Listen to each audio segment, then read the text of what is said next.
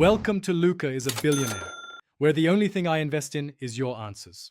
You start by prepping the tools and a clean workspace.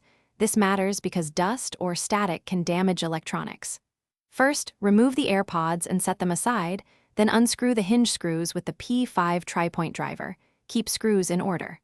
Once done, use a thin plastic pry tool to gently separate the bottom seam. You'll feel clips releasing.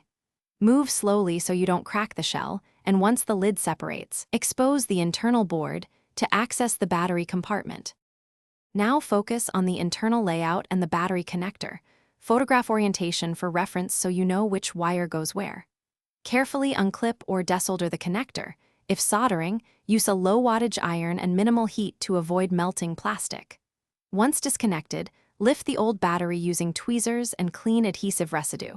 Apply thin double-sided tape to seat the new battery. Connect the battery, ensuring wires aren't pinched, and lightly press the pack into place. Make sure the connector is fully seated. Finish by aligning the case halves and gently snapping clips back together. Then reinsert hinge screws in the original sequence to avoid misalignment. Once assembled, charge the case for a few minutes and check the LED and pairing status with your device to confirm the new battery is recognized. If it doesn't power on, make sure the connector is fully seated. Inspect solder joints for cold connections, and use a multimeter to verify battery voltage before reopening to fix any loose connections.